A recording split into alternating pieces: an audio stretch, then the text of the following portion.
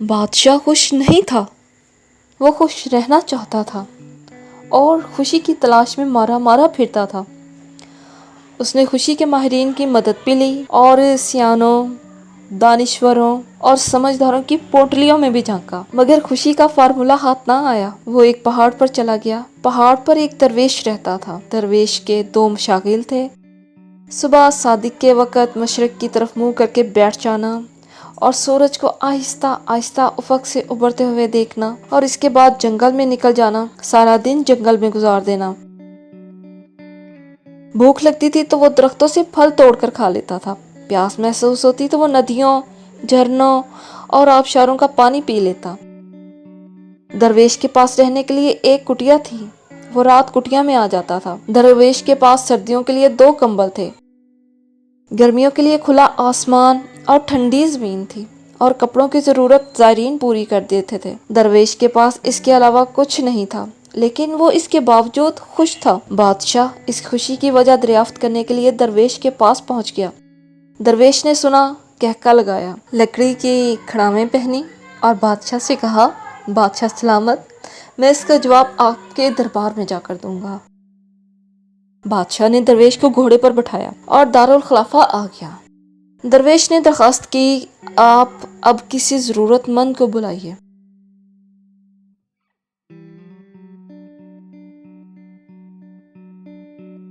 بادشاہ نے عرضیوں کے ڈبے میں سے ایک خط نکالا، وہ خط وزیر کے حوالے کیا اور ضرورت مند کو طلب کرنے کا حکم دے دیا۔ ضرورت مند کو دربار میں حاضر کر دیا گیا۔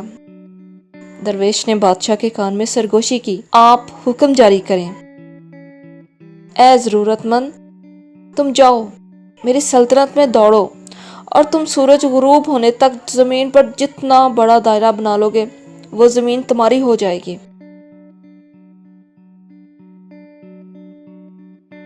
بادشاہ نے ضرورت مند کو حکم دے دیا۔ حکم جاری ہونے کے بعد بادشاہ درویش اور درباری محل کے سامنے کرسیاں بچھا کر بیٹھ گئے۔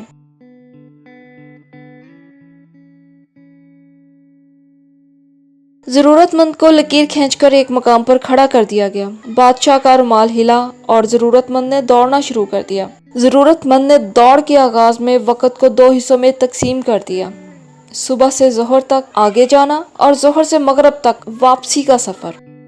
ضرورت مند کا خیال تھا یوں وہ زمین کا بہت بڑا ٹکڑا ہتھیا لے گا۔ ضرورت مند سرپٹ بھاگتا رہا۔ ظہر کے وقت اس نے 400 ایکڑ زمین گھیر لی۔ اپنے پلان کے مطابق ضرورت مند کو اب واپسی کا سفر شروع کرنا تھا، لیکن وہ لالچ کا شکار ہو گیا۔ اس نے سوچا، میں اگر اپنی سپیڈ بڑھا لوں تو میں عصر تک 100 ایکڑ زمین مزید گھیر لوں گا، اور میں اگر اسی سپیڈ سے واپسی کے لیے دوڑوں تو میں مغرب تک واپس پہنچ جاؤں گا۔ لہٰذا وہ مزید زمین کے لالچ میں عصر تک بھاگتا رہا۔ سورج نے جب تیزی سے واپسی کا سفر شروع کیا تو اس شخص کو اپنی غلطی کا احساس ہوا۔ وہ پلٹا اور واپسی کے لیے دوڑ لگا دی، لیکن دیر ہو چکی تھی۔ وہ اب مغرب سے قبل واپس نہیں پہنچ سکتا تھا۔ اس کے پاس اس وقت 2 آپشن تھے، وہ اپنی ہار مان لیتا، دوڑنا بند کر دیتا اور چپ چاپ گھر واپس چلا جاتا، یا پھر جیتنے کے لیے سر توڑ کوشش کرتا۔ وہ دوسرے آپشن میں چلا گیا۔ اس نے سر توڑ کوشش کرنے کی ٹھان لی، بھاگنے کی سپیڈ بڑھا دی۔ وہ بری طرح تھکاوٹ کا شکار تھا، لیکن وہ اس کے باوجود دیوانہ وار دوڑ رہا تھا۔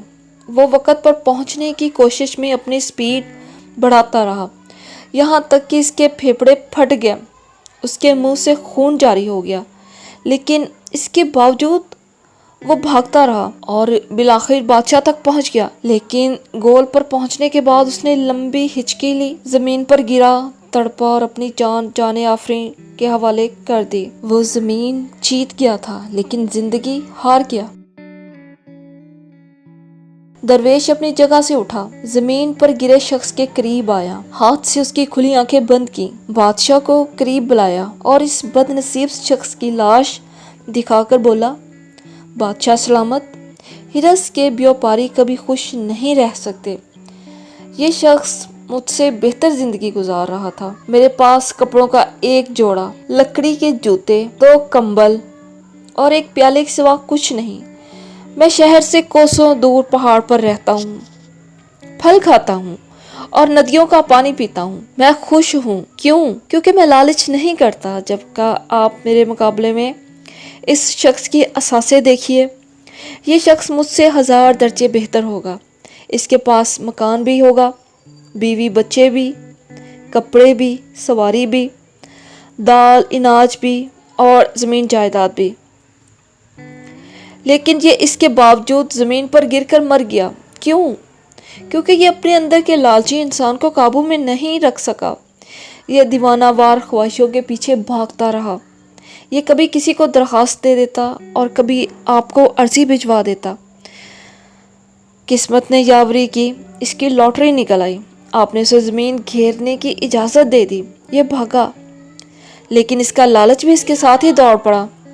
یہ اگر سمجھدار ہوتا، یہ اگر درمیان میں کنایت کر لیتا، یہ رک جاتا، یہ جو حاصل ہو گیا اس پہ اکتفا کر لیتا، یہ شکر ادا کرتا اور زندگی کو انجوائے کرنا شروع کر دیتا، تو یہ نعمت اس کے لیے کافی ہوتی۔ لیکن یہ لالچ کے گھوڑے سے نہ اترا، یہ بھاگتا رہا یہاں تک کہ لالچ نے اس کی جان لے لی۔ درویش نے لمبی سانس لی اور بولا، بادشاہ سلامت، ہرس اور خوشی دونوں سوتنے ہیں، یہ اکٹھی نہیں رہ سکتی۔ آپ خوش رہنا چاہتے ہیں تو آپ کو لالچ کو طلاق دینا ہوگی۔ خوشی خود بخود آپ کے گھر میں بس جائے گی، لیکن آپ اگر لالچ کے گھوڑے پر بیٹھ کر خوشی کی تلاش میں سرپٹ بھاگتے رہے تو آپ کا انجام بھی اسی شخص جیسا ہوگا، آپ بھی عبرت کا رزق بن جائیں گے۔ بادشاہ کی آنکھوں میں آنسو آ گئے۔ اس نے گلوگیر لہجے میں عرض کیا، جناب، بادشاہت ہرس کی دلدل ہوتی ہے، آپ بادشاہ ہوتے ہوئے خود کو لالچ سے کیسے بچا سکتے ہیں؟ درویش نے کہکا لگایا اور فرمایا، اختیار میں اضافہ بادشاہوں کی ہرس ہوتی ہے، اور جو بادشاہ زیادہ سے زیادہ اختیارات حاصل کرنے کی کوشش کرتا ہے، اس میں اور زمین پر پڑے اس شخص میں کوئی فرق نہیں ہوتا۔